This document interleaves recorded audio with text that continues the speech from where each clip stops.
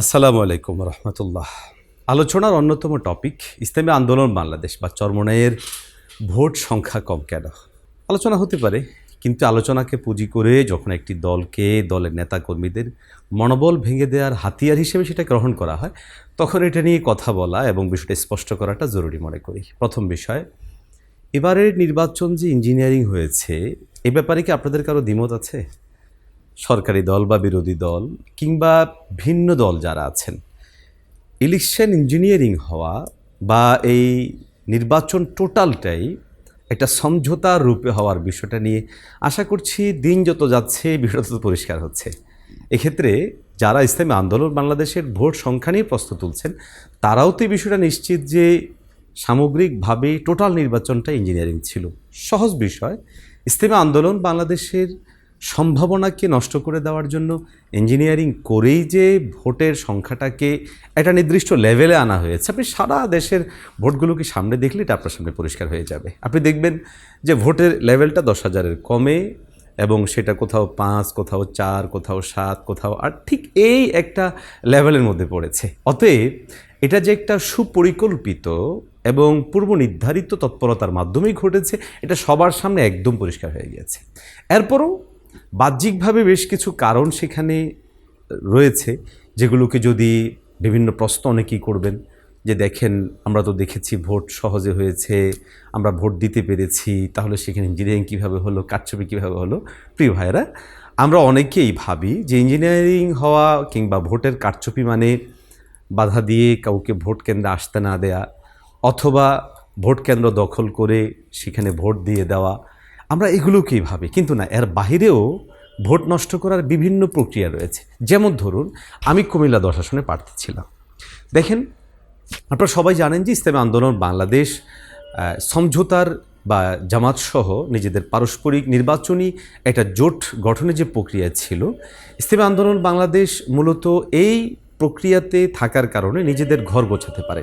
এটা একটা বড় ভূমিকা পালন করেছে ভোটের মাঠে ইসলামী আন্দোলন বাংলাদেশ কিছুটা পিছিয়ে পড়াতে।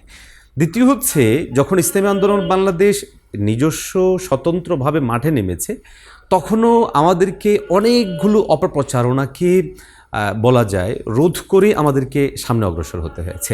আপনারা খেয়াল করলে দেখবেন, আমাদের প্রথম যে চ্যালেঞ্জটা ছিল সেটা ছিল সমঝোতার যে দলগুলো ছিল তারা অত্যন্ত কৌশলীভাবে ইসলামী আন্দোলন বাংলাদেশ সরে যাওয়ার পরও 11 দলীয় জোট হিসেবে সেটাকে ধরে রাখা এবং 11 দলীয় জোট হিসেবে সেটাকে দেখানোর জন্য আসনও দেয়নি এবং ভোটও নেই এমন কিছু দলকেও সেখানে যুক্ত করেছে। তার মানে হচ্ছে, খুব স্বাভাবিকভাবেই যেহেতু এই জোটের প্রতি মানুষের একটা ব্যাপক আগ্রহ ছিল, সেটা যেন ইসলামী আন্দোলন বাংলাদেশের প্রতি না আসে, এটার জন্য 11 দলীয় জোট যা করা দরকার সেটাই করেছে। এক্ষেত্রে বড় যে ব্যানারটা ছিল 11 দলীয় জোট, স্বাভাবিক আপনি কত মানুষের কাছে মেসেজ পৌঁছাবেন। দেখা যাচ্ছে আগে সেই মেসেজটাই মানুষ নিয়েছে, এবং প্রার্থী হিসেবে আমরা যখন মাঠে আছি তখন তাদের তৃণমূল পর্যায়ের যে নেতাকর্মীরা যে কাজগুলো করেছে সেটা হচ্ছে যে আমরা বসে গেছি, অথবা আমাদেরকে জোট ভাঙার দায় বিভিন্নভাবেই আমাদেরকে চেষ্টা করেছে প্রশ্নবিদ্ধ করার জন্য। এবং সুইং যে ভোটগুলো আছে, যে ভোটগুলো স্বাভাবিকভাবেই বিভিন্ন সময়ে পরিবর্তন হয়, মূলত আসলে ক্ষমতার পালাবদল বা উত্থান পতনটা তো ঘটে নেতাকর্মীদের ভোটে না, উত্থান পতনটা ঘটে বা ভোটের যে মাত্রা সেটা বেড়ে যায় মূলত আসলে ভাসমান যে ভোটগুলো থাকে সেই ভোটগুলো দিয়ে। ইসলামী আন্দোলন বাংলাদেশ খুব স্বাভাবিকভাবেই 11 দলীয় জোটের এই ব্যানার এবং জোটবদ্ধ প্রচারণা অপপ্রচারণার কারণে মূলত ভাসমান যে ভোটগুলো আছে এই ভোটগুলো ইসলামী আন্দোলন বাংলাদেশের এখানে আসার সুযোগ ছিল না।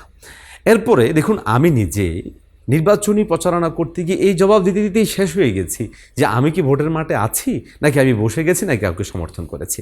কারণ দেখা যাচ্ছে এদিকে বিএনপির ভাইরা বলছেন যে হাত পাখার প্রার্থী আমাদেরকে করে দিয়েছেন, আবার এদিকে আমাদের ওখানে যারা জামাতের ভাইরা ছিলেন তারা বলছে যে হাত পাখার প্রার্থী, আমরা তো 11 দলীয় জোটেই আছি, বা কোথাও জবাব দিতে না পারলে সেক্ষেত্রে বলে দিয়েছে যে আমরা জোট ভেঙেছি বা আমরা ঐক্য বিরোধী টাইপের অনেক কথাবার্তা কিন্তু ছিল।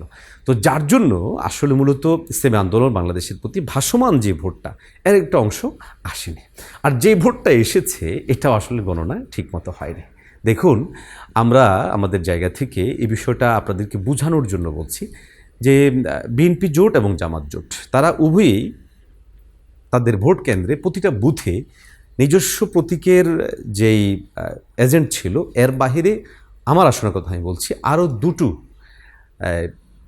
দুজন দুজন করে প্রত্যেকের আরও প্রার্থী ছিল এবং তাদের পক্ষ থেকে এজেন্ট ছিল। তো স্বাভাবিকভাবেই অনেকে বলছেন এবং সেটা অনেক জায়গায় ঘটে থাকে এবং আমরাও এটা প্রবল ধারণা করি, সেটা হচ্ছে স্বাভাবিকভাবে আমাদের এজেন্ট ছিল, কিন্তু যেহেতু সেখানে আমরা এক বুথে একজন করে এজেন্ট দিয়েছি, এর বাইরে আমাদের দেওয়ার সুযোগ ছিল না, স্বাভাবিকভাবেই এজেন্ট বেশি থাকার কারণে যেটা সাধারণত ঘটে, হাত পাখার অনেক ভোট বিভিন্ন বক্সে বা বিভিন্ন পাইলে চলে গিয়েছিল। এবং আমি আশা করি এই ব্যাপারটা আমার সাথে অনেকেই দ্বিমত করার সুযোগ আপনাদের নেই, কারণ অনেক জায়গায় দেখেছি যে ফাইলগুলো যখন পরবর্তী সময় ওপেন করা হয়েছে দেখা গেছে যে বিভিন্ন জায়গায় হাত পাখার ইয়েও রয়েছে। আমি ছোট্ট একটা উদাহরণ দিচ্ছি।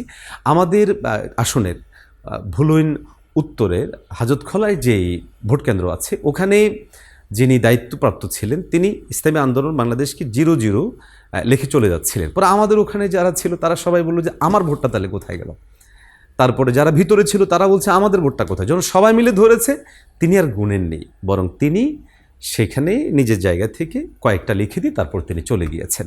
মূলত এই ঘটনাটা সারা দেশেই ঘটেছে, অর্থাৎ যেহেতু একটা আবহ তৈরি হয়েছে হয় জামাত অথবা বিএনপি, তো যার জন্য স্বাভাবিক যে ভাসমান ভোটগুলো এটা দুইটা দিকে চলে গিয়েছে। আমাদেরও যে ভোটগুলো ছিল এগুলো মানুষ স্বাভাবিকভাবে দিতে পারলেও পরবর্তী গণনার আগ মুহূর্তে মূলত এটা বিভিন্নভাবে চলে গিয়েছে এবং যারা দায়িত্বপ্রাপ্ত ছিলেন তারাও এই জায়গাটাকে গুরুত্বের সাথে নেননি, যার কারণে মূলত ইসলামী আন্দোলন বাংলাদেশের ভোটের যে পরিমাণটা দেখানো হয়েছে এটা মূলত আমাদের সামনে এসেছে। আমি আমার আজকের এই ভিডিওর মাধ্যমে আমাদের যে সমস্ত বন্ধুরা আমাদের বদনাম করছেন তাদেরকে বলবো, দেখেন ভাই, হ্যাঁ আমাদের এইটুকু ভোটই আছে, আল্লাহ চাইতো আমরা এটাকে নিয়েই সামনের দিনে কাজ করবো, আল্লাহ যদি আমাদেরকে তৌফিক দান করেন।